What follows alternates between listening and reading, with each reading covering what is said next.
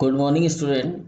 पिछले वीडियो में हमने बात की थी यू स्पोरेंजिएट प्रकार का डेवलपमेंट जो होता है वो कैसे होता है। ठीक है। आज का ये जो लेक्चर होगा वो इसका दूसरा पार्ट होगा। ठीक है। हम पढ़ रहे हैं स्पोरेंजिया का डेवलपमेंट। स्पोरेंजिया का दो प्रकार का डेवलपमेंट है, एक यू स्पोरेंजिएट प्रकार का और दूसरा लेप्टो स्पोरेंजिएट प्रकार का। अगर आप ये वीडियो देख रहे हैं तो इसके पहले वाला जरूर देखें, तभी आपको ये समझ में आएगा। ठीक है। हमने देखा था कि यू स्पोरेंजिएट प्रकार का जो डेवलपमेंट होता है उस डेवलपमेंट के अंदर जो भी स्पोरेंजिया का डेवलपमेंट होता है वो होता है मल्टीपल सेल से, मतलब कोशिकाओं का एक जो गुच्छा होता है, वो कोशिकाओं का एक समूह जो होता है, वो समूह कोशिकाओं का वो समूह क्या करता है, डिवीजन करता है। कोशिकाओं का एक समूह होता है और वो जो है डिवीजन करता है पेरिक्लिनल, और पेरिक्लिनल डिवीजन करके वो एक विशेष प्रकार का टिश्यू निर्मित करता है जिसे हम बोलते हैं स्पोरोजीनस टिश्यू। कौन सा टिश्यू बोलते हैं? Sporogenous tissue. ठीक है। और इस स्पोरोजीनस टिश्यू से ही हमारे स्पोर का निर्माण होता है। किसका निर्माण होता है? स्पोर का निर्माण होता है। ठीक है। समझ में आ गई बात। अब हम बात करेंगे यहाँ पर, ये हम पढ़ चुके हैं यू स्पोरेंजिएट प्रकार का डेवलपमेंट। बीजाणुधानी का, बीजाणुधानी को हमने बोला था स्पोरेंजिया, और इसमें से हम पढ़ चुके थे यू स्पोरेंजिएट प्रकार का बीजाणुधानी का डेवलपमेंट। अब इसमें हम पढ़ेंगे लेप्टोस्पोरेंजिएट प्रकार का बीजाणुधानी का डेवलपमेंट, कि जो लेप्टोस्पोरेंजिएट बीजाणुधानी होती है उसका डेवलपमेंट किस प्रकार से होता है। ठीक है। चलिए, तो ये हम देख चुके थे कि किस प्रकार से होता है। ये हमने फ्लो चार्ट भी बनाया था इसका। तो आप ये जो फ्लो चार्ट है इसे भी याद रखने की कोशिश करेंगे कि फ्लो चार्ट जो होता है वो कैसे होता है, कैसा होता है, और इसमें क्या क्या चीज़ें हैं। बस इस फ्लो चार्ट में सारी कहानी जो है वो लिखी हुई है। एक बार इसको पढ़ लीजिएगा 2 से 4 बार, आपको समझ में आ जाएगा। दीवार पर बनाकर टाँग लीजिए अपने। ठीक है। बहुत इंपॉर्टेंट है। सबसे मेन चीज़ इंपॉर्टेंट क्या है इसकी, कि यू स्पोरेंजिएट डेवलपमेंट में कितनी कोशिकाएं भाग लेती है, एक या अनेक। तो यहाँ पर ग्रुप ऑफ सेल जो होती है वो यहाँ पर भाग लेती हैं। ठीक है। अब आ जाते हैं हम लेप्टोस्पोरेंजिएट डेवलपमेंट पर। ठीक है। अब देखिए, लेप्टोस्पोरेंजिएट डेवलपमेंट जो होता है, उस लेप्टोस्पोरेंजिएट डेवलपमेंट में यहाँ पर केवल एक सिंगल सेल होती है। वहां पर तो क्या थी, ग्रुप ऑफ सेल थी। यहाँ पर केवल एक सिंगल इनिशियल सेल होती है। ये सिंगल इनिशियल जो सेल होती है ये भी एक सतही कोशिका होती है, जिसे उसमें थी सुपरफिशियल सेल। यहाँ पर भी ये सुपरफिशियल सेल होती है। ठीक है। और इसमें भी सेम उसी प्रकार से पेरिक्लिनल डिवीजन होता है। डिवीजन उसमें भी पेरिक्लिनल था शुरुआत में, और इसमें भी पेरिक्लिनल ही डिवीजन है शुरुआत में। तो ये तो चीज हो गई कॉमन। ठीक है। लेकिन अंतर कहाँ पर है? स्टार्टिंग वाली सेल में। स्टार्टिंग वाली सेल कौन सी है अपनी? जो इनिशियल, मतलब जो डेवलपमेंट करेगी, जो कोशिका डेवलपमेंट करेगी, या एक कोशिका करेगी या फिर अनेक कोशिकाएं करेंगी, एक से ज्यादा कोशिकाएं। अगर एक से ज्यादा कोशिकाएं डिवीजन में भाग ले रही है तो वो यूस्पोरेंजिएट प्रकार का हो जाता है डेवलपमेंट। और अगर एक सिंगल कोशिका जो है यहाँ पर भाग ले रही है तो ये लेप्टोस्पोरेंजिएट प्रकार का क्या हो जाता है, डेवलपमेंट हो जाता है। ठीक है। चलिए, तो इस लेप्टोस्पोरेंजिएट डेवलपमेंट के अंदर जो बीजाणुधानी होती है, बीजाणुधानी केवल एक सुपरफिशियल सेल से विकसित होती है। इंपॉर्टेंट बात, किससे? एक ही केवल सिंगल सुपरफिशियल सेल से डेवलप होती है। ये ध्यान रखना है। जिसे हम क्या बोलते हैं, स्पोरेंजियल इनिशियल सेल कहते हैं। कौन सी सेल कहते हैं? Sporangial initial cell. ठीक है। या SIC भी आप इसको बोल सकते हो, स्पोरेंजियल इनिशियल सेल। आगे हम बहुत सी चीज़ों को शॉर्ट फॉर्म में ही डिनोट करेंगे, तो ये भी से आप जो है शॉर्ट फॉर्म की आदत डाल लीजिएगा। ठीक है। समझ में आया? स्पोरेंजियल इनिशियल सेल कहेंगे। तो ये जो सिंगल सेल होगी ये होगी आपकी स्पोरेंजियल इनिशियल सेल। अब ये जो स्पोरेंजियल इनिशियल सेल होती है ये क्या होती है, कैसे बनती है? देखो, वहां तो बहुत सारी कोशिकाएं थी तो उन्होंने अपने अंदर कुछ चेंजेस किए थे। इसी प्रकार से यहाँ पर क्या होता है कि जो जहाँ पर बीजाणुधानी का निर्माण होना होता है, जिस लीफ के ऊपर, जैसे ये लीफ है और यहाँ पर सब में सामान्य कोशिकाएं होंगी, हर लीफ के अंदर सेम प्रकार की कोशिकाएं होंगी। लेकिन जो स्पोरोफिल है, जो स्पोरोफिल का काम करने वाली लीफ है, ठीक है, उस स्पोरोफिल लीफ के अंदर, ठीक है, दो तरह की लीफ होगी, नॉन स्पोरोफिल लीफ और स्पोरोफिल लीफ। ठीक है। मतलब ये नहीं है कि सभी लीफ के ऊपर जो है बीजाणुधानी बनेगी, कुछ लीफ होंगी जिनके ऊपर ही बीजाणुधानी का निर्माण होगा। ठीक है। तो जहां पर जिस जगह पर बीजाणुधानी का निर्माण होने वाला है वहां की कुछ कोशिकाएं यूस्पोरेंजिड प्रकार का हो रहा है तो कुछ कोशिकाएं अपने आप को अलग से चेंज करती है, पोषण ज़्यादा लेने लग जाती है, अपना जो जीव द्रव्य होता है वो सघन कर लेती है, कंडेंस कर लेती है। ठीक है। अपने अंदर जो है माइटोकॉन्ड्रिया, गोल्जी बॉडी और जो दूसरे पदार्थ होते हैं उनकी संख्या को बढ़ा लेती है। दूसरे जो भी सेल ऑर्गेनेल होते हैं उनकी संख्या को क्या कर लेती है, वो बढ़ा लेती है, क्योंकि उसको स्पेसिफिक चीज का फॉर्मेशन करना है। अब जब उसको स्पेसिफिक चीज का फॉर्मेशन करना है तो उसको अपने अंदर क्या करने पड़ते हैं, कुछ बदलाव करने पड़ते हैं, कुछ चेंजेस करने पड़ते हैं। ठीक है। समझ में आ गए। तो यहाँ पर ये जो सेल है ये अपने अंदर कुछ चेंजेस करती है, कुछ बदलाव करती है, और ये जो बदलाव करती है इसी सेल को हम बोल रहे हैं इनिशियल सेल। ठीक है। यू स्पोरेंजिएट में ये सेल एक से ज्यादा हो सकती है और लेप्टोस्पोरेंजिएट में ये केवल एक अकेली कोशिका होती है। क्लियर। अब देखो, अब इसके अंदर होता है पेरिक्लिनल डिवीजन। कौन सा डिवीजन होता है, पेरिक्लिनल डिवीजन। देखो ये पेरिक्लिनल डिवीजन हो गया इसका। ठीक है। अब जो पेरिक्लिनल डिवीजन हुआ उस पेरिक्लिनल डिवीजन में एक कोशिका तो अंदर की तरफ रह गई और एक कोशिका चली गई बाहर की तरफ में। जो अंदर की तरफ रह गई उसको हमने बोला इनर सेल, और जो बाहर की तरफ चली गई उस कोशिका को हमने बोला आउटर सेल। पेरिक्लिनल मैंने आपको बता ही दिया। ठीक है। बिल्कुल जस्ट पास में अगर डिवीजन हो रहा है तो उसे बोलते हैं पेरिक्लिनल डिवीजन। अगर मेरे ऊपर डिवीजन होता है तो उसे हम एंटीक्लिनल बोलेंगे। ठीक है। आप इस डायग्राम को देख रहे हैं, मत समझना कि इसके तो ऊपर हो रहा है सर, ये तो ऊपर हो रहा है, ये ऊपर नहीं हो रहा है, ये पार्श्व में हो रहा है। ठीक है ना, पार्श्व, पेरी, पेरी यानी पार्श्व। समझ में आया, अब याद रखना पेरी से पार्श्व। ठीक है। तो इसमें पेरिक्लिनल डिवीजन होता है जिससे एक आउटर सेल और एक इनर सेल बनती है। एक सेल तो कौन सी होती है, आउटर सेल होती है, और दूसरी कौन सी होती है, इनर सेल होती है। जो आउटर, जो बाहर की तरफ बनती है उसे हम आउटर सेल, और जो अंदर की तरफ बनती है उसको हम इनर सेल बोलते हैं। बनती कैसे है, देखो ये कोशिका है, यहाँ पर ये सेल है, और ये सेल में ये डिवीजन हो गया। डिवीजन होते ही ये सेल निकल गई आउटर और ये रहेगी इनर। ठीक है। सिंपल है ना। अब समझ में आ गया कैसे हो रहा है ये। ठीक है। तो पेरिक्लिनल डिवीजन में एक आउटर सेल और एक क्या होती है, इनर सेल बनती है। एक तो आउटर सेल बनेगी और एक बनेगी इनर सेल। अब जो इनर सेल होती है, इस इनर सेल में बीजाणुधानी के विकास में कोई भाग नहीं लेती। जो इनर सेल होती है, ये इनर सेल तो वैसे ही इनएक्टिव सेल होती है। जो अंदर की सेल है वो क्या है, इनएक्टिव सेल है। ये बीजाणु के किसी भी प्रकार के बीजाणुधानी के निर्माण में भाग नहीं लेती और क्या रह जाती है, अविभाजित रहती है। ठीक है। जबकि बाहर की जो कोशिका होती है उस एक अकेली कोशिका से ही, इस एक बाहर की जो अकेली कोशिका है, कौन सी कोशिका है बाहर अकेली कोशिका, ये कोशिका, ये आउटर सेल, इस आउटर सेल से ही जो है सारी की सारी इतनी बड़ी जो बीजाणुधानी है उसका निर्माण होगा। ठीक है। देखो ये हटाता हूं मैं। यहाँ पर ये जो बीजाणुधानी बन रही है, मेच्योर मेच्योर बीजाणुधानी बन रही है, इस बीजाणुधानी का निर्माण केवल और केवल इस आउटर सेल से होगा, ये ध्यान रखना है हमें। ठीक है। केवल यही एक कोशिका होगी जो बारंबार डिवीजन करती रहेगी, परिवर्धन करेगी और पूरी की पूरी बीजाणुधानी का निर्माण कर देगी। समझ में आई बात। चलिए, तो इनर सेल जो होती है वो बीजाणुधानी के विकास में कोई भाग नहीं लेती। तो आपसे पूछा जा सकता है कि लेप्टोस्पोरेंजिएट प्रकार के डेवलपमेंट में जो इनर सेल होती है उसका फेट क्या होता है, मतलब वो क्या करती है, तो वो हो जाती है नष्ट, मतलब वो अविभाजित होती है, नष्ट भी नहीं होती, वो उसको हम बोल सकते हैं कि वो क्या होती है, अविभाजित रहती है। तो उसका फेट होता है अविभाजन। ठीक है। और आपसे पूछा जा सकता है कि आउटर सेल का फेट क्या है, तो आउटर सेल का फेट क्या होगा, आउटर सेल का फेट होगा स्पोर, जो स्पोरेंजियम होता है उसका डेवलपमेंट करना। लास्ट में वो क्या बनेगी, स्पोरेंजियम बनेगी। फेट का मतलब होता है अंत में क्या बनेगा। ठीक है।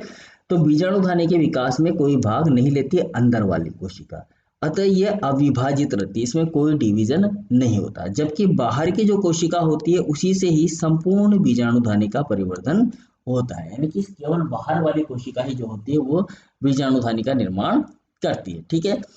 अब बाहर की जो कोशिका है, ये बाहर की कोशिका, इसमें होता है त्रियक विभाजन। कौन सा विभाजन होता है, त्रियक विभाजन। देखो ये कोशिका है, ये कोशिका, और यहाँ पर ये दो कोशिकाएं और बनी, तो ऐसे इस तरह से देखो ये कोशिका है मेरे पास में, और इस कोशिका में अगर इस तरह से विभाजन होता है तो तीन सेल बनती है, इसको मैं बोलता हूँ त्रियक विभाजन। कौन सा विभाजन बोलूंगा इसको मैं, त्रियक विभाजन।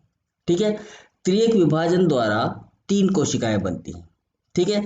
एक टेट्राहेड्रल शीर्ष कोशिका उत्पन्न करती है, टेट्राहेड्रल शीर्ष। ठीक है, त्रियक विभाजन होता है जिससे क्या बनती है, टेट्राहेड्रल सेल बनती है। क्या बनती है, टेट्राहेड्रल सेल, जो कि त्रिभुजाकार कोशिका होती है, इस तरह की कोशिका बनती है।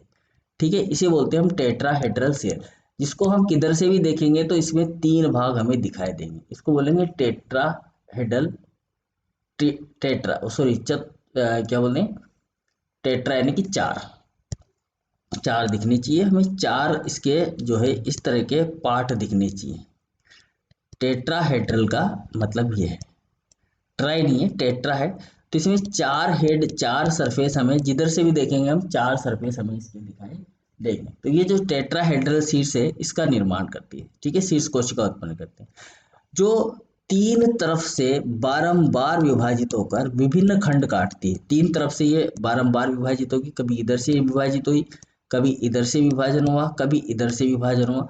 तो इस तरह से इसमें विभाजन होते हुए चले जाएंगे और इस तरह की स्ट्रक्चर ये फॉर्म कर देगी। इस तरह की स्ट्रक्चर जो है यहाँ पर फॉर्म हो जाएगी। ठीक है, समझ में आया बात। तो बारंबार ये विभाजन करते हुए, बारंबार विभाजन होकर विभिन्न खंड काटती चली जाएगी।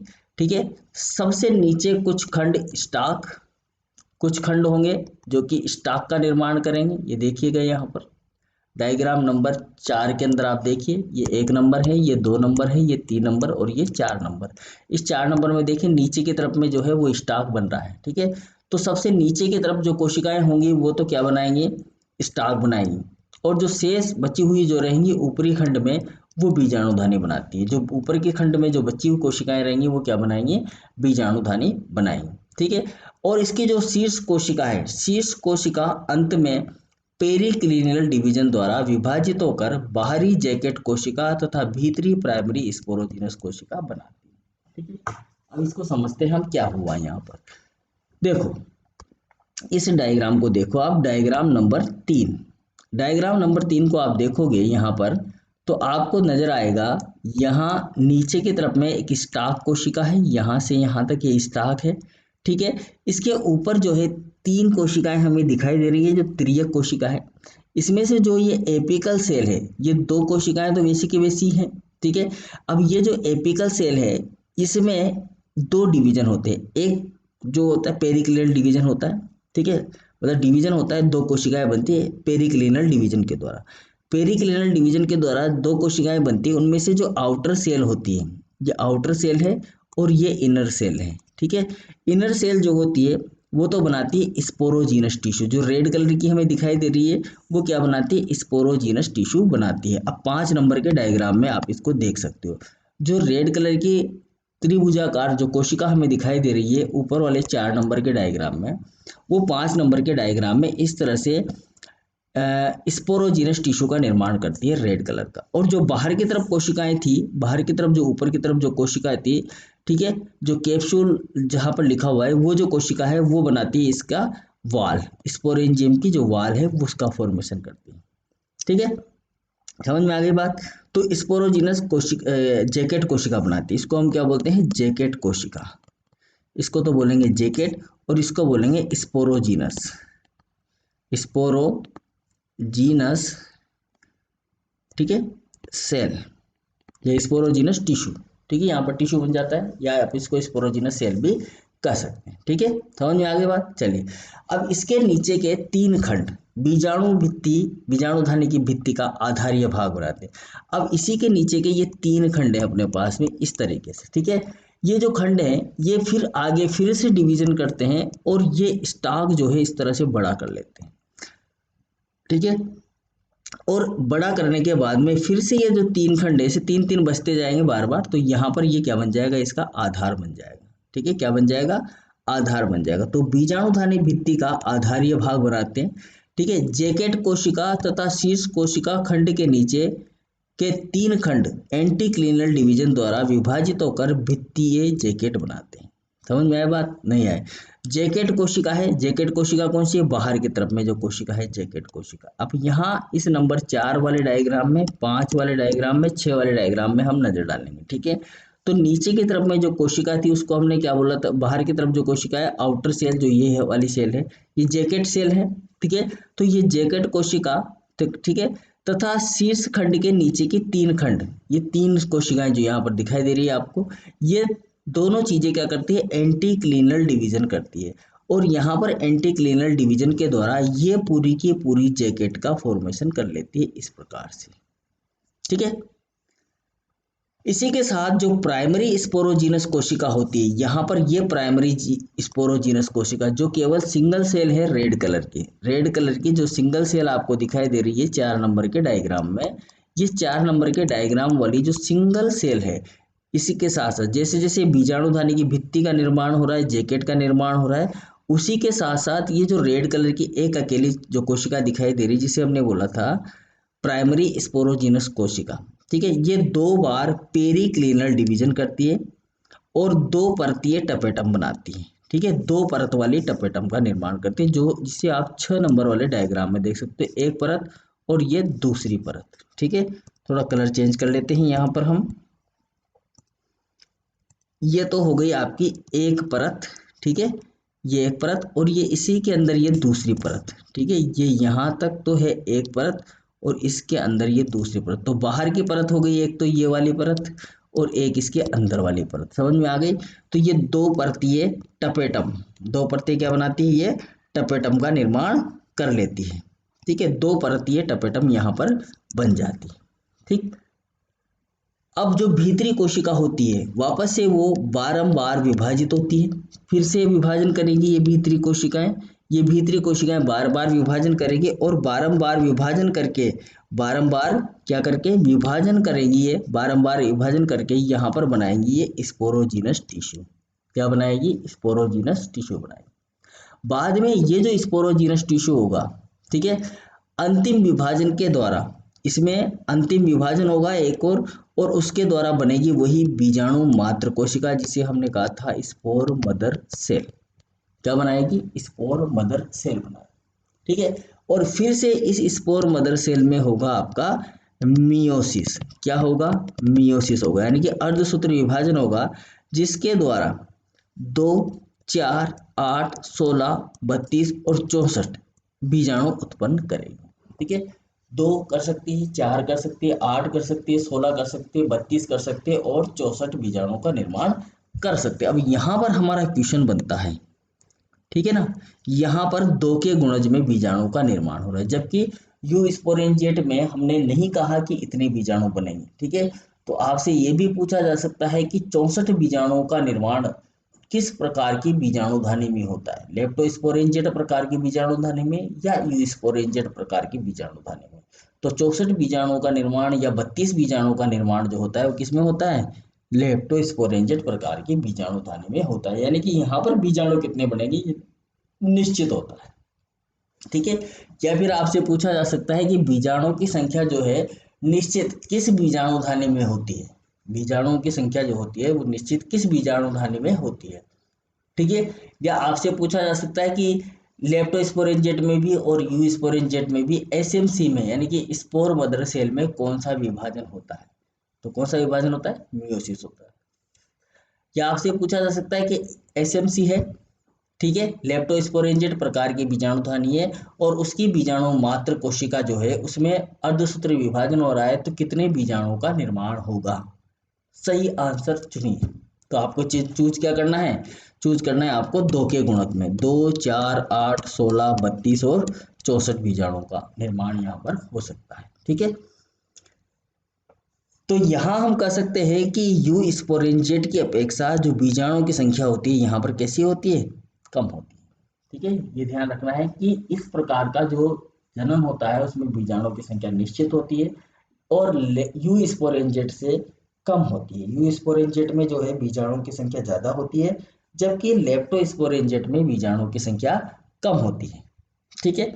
समझ में आ गया डेवलपमेंट, बिल्कुल सिंपल सा था। अब इसका हमने एक फ्लो चार्ट बनाया है उसको भी हम देख लेते हैं, ठीक है। देखिए सबसे पहले क्या होगा, सबसे पहले यहाँ से चलेंगे हम, हमारा फर्स्ट स्टेप ये होगा, ठीक है, ये फुल डायग्राम है उसका, उसी डायग्राम का फुल चार्ट है, इसको हमें याद रखना है, ठीक है। इसको हमें क्या करना है, याद रखना है। और आप इसको भी एक जो है आपका वाइट पेज ले लीजिएगा, इसका स्क्रीनशॉट ले लेगा, ठीक है। और या फिर रोक कर आप जो है वाइट चार्ट के ऊपर या वाइट स्पेस पेज के ऊपर इस डायग्राम को बनाइए और इसको दीवार पर चिपका दीजिए। और बार बार दिन में 3 बार 4 बार जब भी आपकी नज़र पड़े, इसका एक बार मन में सोचते हुए डायग्राम को, फ्लो चार्ट को आप याद कर लीजिएगा, बहुत इंपॉर्टेंट है। क्योंकि आगे जितने भी बीजाणुधानी के जनन होंगे वो इन्हीं के ऊपर डिपेंडेंट होंगे, दो ही के ऊपर, ठीक है ना। ये दो चीजें अगर आपको याद हो गई, ये दो तरीके आपको याद हो गए, तो इस बुक के अंदर जो पीछे जो जितने भी आने वाले चैप्टर हैं, उन चैप्टर के अंदर अगर जनन आता है, और जनन आता है और वो आता है आपका स्पोरोफाइटिक जनन, तो बिल्कुल आप आराम से बड़ी आसानी से उसका वर्णन कर पाओगे, अदरवाइज नहीं कर पाओगे, ठीक है ना। तो ध्यान रखना है आपको, ठीक है। तो पहला हो गया, सबसे पहले हम शुरुआत करते हैं यहाँ से कि जो सुपरफिशियल सेल होती है जिसे हम बोलते हैं स्पोरेंजियल इनिशियल सेल, ठीक है। इसके अंदर होता है पेरिक्लिनल डिवीजन, जिससे दो कोशिकाएं बनती है, एक आउटर सेल और दूसरी इनर सेल। जो इनर सेल होती है वो अनडिवाइडेड रहती है, यानी कि इसमें कोई विभाजन नहीं होता, और केवल जो आउटर सेल होती है वही बीजाणुधनी का निर्माण करती है। भूल गए ना, अब याद आ गया दोबारा से, चलिए, इसीलिए ये फ्लो चार्ट बहुत जरूरी है, ये रिवीजन है आपका, ठीक है। अब ये जो आउटर सेल है, इस आउटर सेल में डायगोनल डिवीजन होता है, ठीक है, त्रिएक जो डिवीजन होता है वो होता है, जिससे एक पिरामिडल एपिकल सेल बनती है। अब जो पिरामिडल एपिकल सेल बनती है, उसमें जो बेसल सेल होती है वो स्टाक का निर्माण करती है, और उसकी जो एक एपिकल सेल होती है और एक लोअर 3 सेल होते हैं। देखो इस तरह से सेल डिवीजन था उसके अंदर, एक तो एपिकल सेल थी, नीचे उसके नीचे 3 लोअर सेल थी, और फिर बेसल सेल थी, है ना। ठीक है, ये देखो यहाँ पर, ये देखो एक एपिकल सेल है, ठीक है, इन नीचे की तरफ में 3 लोअर सेल हैं, और ये सारी की सारी क्या है, स्टॉक सेल है। इस तरह से डिवीजन है यहाँ पर, ठीक है। तो इसमें से जो बेसल सेल है, बेसल सेल तो क्या बनाती है, स्टॉक बनाती है।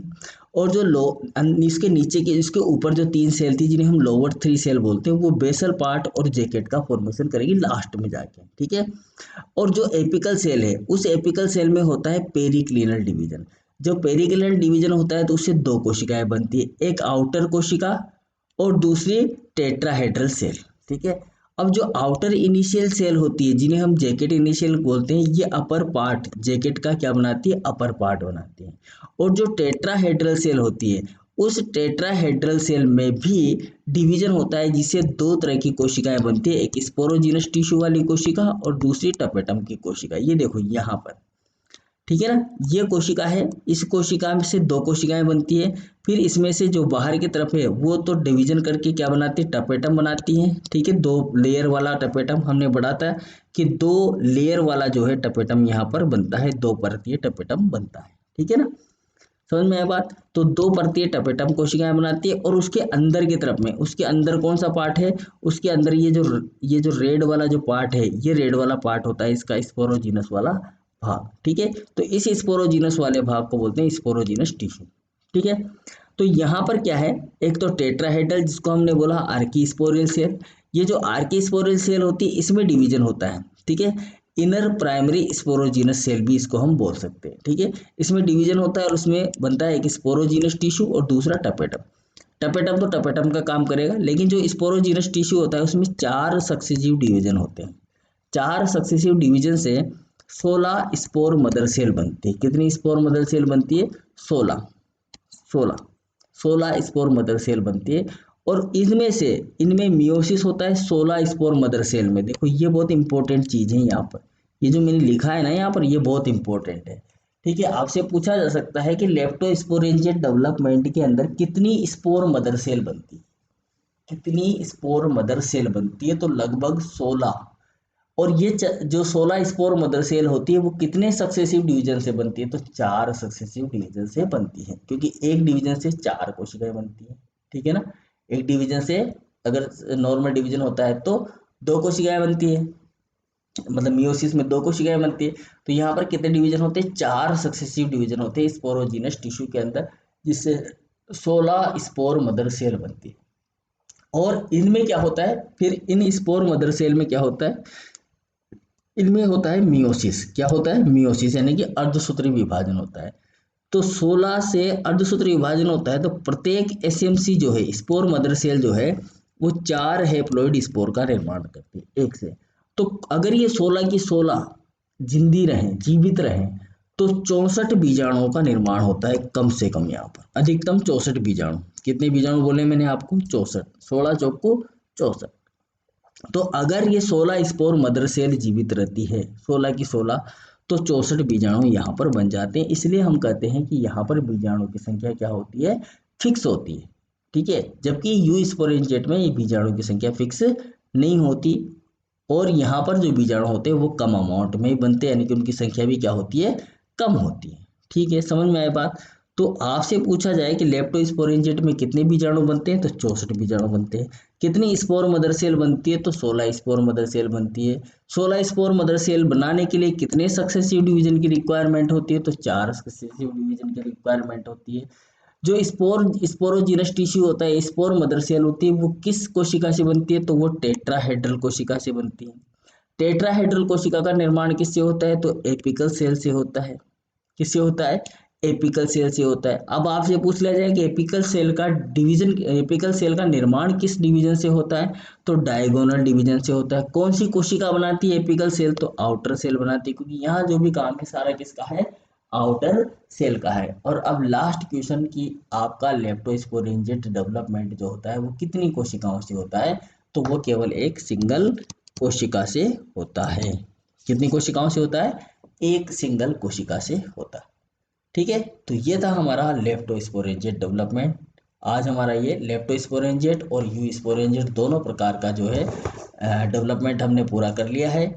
कल हमने यू स्पोरेंजिएट पढ़ा था, आज हमने लेप्टोस्पोरेंजिएट पढ़ लिया। अब हम नेक्स्ट क्लास में देखेंगे कि हमें क्या पढ़ना है। वैसे तो हमें पढ़ना है वो है आपका अल्टरनेशन ऑफ जनरेशन।